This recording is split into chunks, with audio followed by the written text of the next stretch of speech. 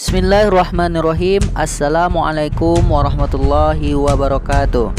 Sahabat Sirah Islam dan Peradaban, semoga Allah Subhanahu wa taala menjaga kita dalam segala waktu. Amin ya rabbal alamin. Baiklah sahabat Sirah Islam dan Peradaban, kali ini kita akan membahas yaitu tentang Perang Badar. Perang Badar diawali dengan pertarungan intelijen dan pengolahan informasi. Dialog antara Rasul dengan dua pemuda. Rasulullah mengatakan, "Beritahukan kepadaku tentang Quraisy." Kedua pemuda mereka menjawab, "Mereka berada di belakang bukit pasir di Udwatil Quswa." "Berapa jumlah mereka?" "Demi Allah, jumlah mereka banyak, mereka kuat sekali." "Berapa jumlah mereka secara pasti?" "Kami tidak tahu." "Berapa ekor yang mereka sembelih setiap harinya?" "Sekali waktu 9 ekor dan pada hari lainnya 10 ekor. Segera Rasulullah mengolah data tersebut. Lalu beliau mengatakan kepada para sahabatnya, jumlah mereka antara 900 sampai 1000 orang.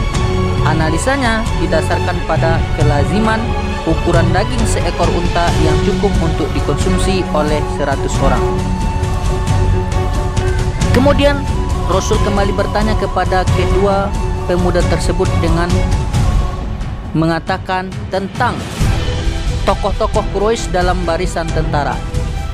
Kedua pemuda itu menjawab, "Ada Utbah bin Rabi'ah, Syaibah bin Rabi'ah, Abul Bahtari bin Hisham, Naufal bin Huwail, Haris bin Amir, Ta'imah bin Adi, Nadir bin Haris, Abu Jahal bin Hisham, Umayyah bin Khalaf, Suhail al-Amiri, dan Amru bin Abdul Wad."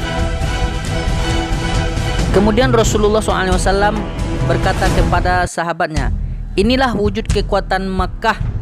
Para tokohnya telah menyongsong kalian." Rasulullah hendak memastikan informasi itu dengan mengutus sebuah tim kecil intelijen yang terdiri dari 2 orang sahabat saja. Segera 2 orang tim ini menuju ke sebuah sumur di wilayah Badar. Keduanya tinggal di sebuah tempat yang tersembunyi di dekat sumur tersebut. Mereka mengambil air, meminum dari sumur tersebut dengan sebuah timba yang mereka bawa. Pada saat yang sama, Majdi bin Amru berada dekat mereka berdua. Namun mereka tidak menyadari kehadirannya. Secara kebetulan, 2 anggota tim intelijen Rasulullah ini mendengar seorang budak perempuan yang sedang mencari kawannya. Seorang budak perempuan yang lain yang meminta agar piutangnya dibayar. Ketika budak yang dicari ini ketemu, ia mengatakan bahwa besok pagi atau lusa kafilah akan datang. "Aku akan menemui mereka dan waktu itu akan aku bayar hutangku." Majni yang saat itu menjadi mata-mata Abu Sufyan kemudian menarik kedua budak tersebut supaya tidak lebih jauh berbicara tentang kafilah. 2 orang intelijen Rasulullah pun kembali dan menceritakan semua yang mereka dengar. Pada saat yang sama, Abu Sufyan mendahului kafilah untuk mencari informasi tentang Muhammad, apakah sudah melewati tempat itu atau belum. Ketika Abu Sufyan sampai di sumur Badar, ia bertanya kepada Majdi, "Apakah engkau merasakan kehadiran seseorang?" Majdi hanya mengatakan bahwa pernah ada 2 orang yang mengendarai unta. Ia kemudian menunjuk tempat di mana 2 orang dimaksud pernah beristirahat. Maka Abu Sufyan pun mendatangi tempat yang ditunjukkan oleh Majdi dan hanya menemukan kotoran 2 ekor unta.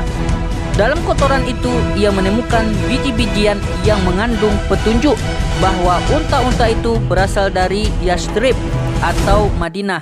Dari petunjuk itu Abu Sufyan bisa menyimpulkan bahwa tentara posisi kaum muslimin ada di sekitar tempat itu. Ia pun segera kembali ke kafilahnya dengan mengambil jalan menyusur arah pantai dengan cepat untuk menghindari dari Muhammad dan kaum muslimin. Setelah itu Abu Sufyan mengutus seseorang untuk mengabarkan hal itu kepada orang-orang Quraisy bahwa ia tidak apa-apa dan menganjurkan mereka untuk kembali ke Makkah saja.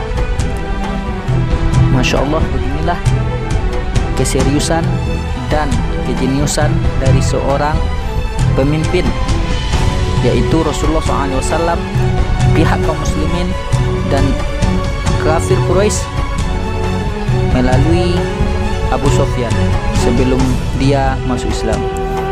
Inilah kecerdasan untuk pengolahan informasi intelijen dalam perang Badar. Wallahu a'lam, semoga bermanfaat. Assalamualaikum warahmatullahi wabarakatuh.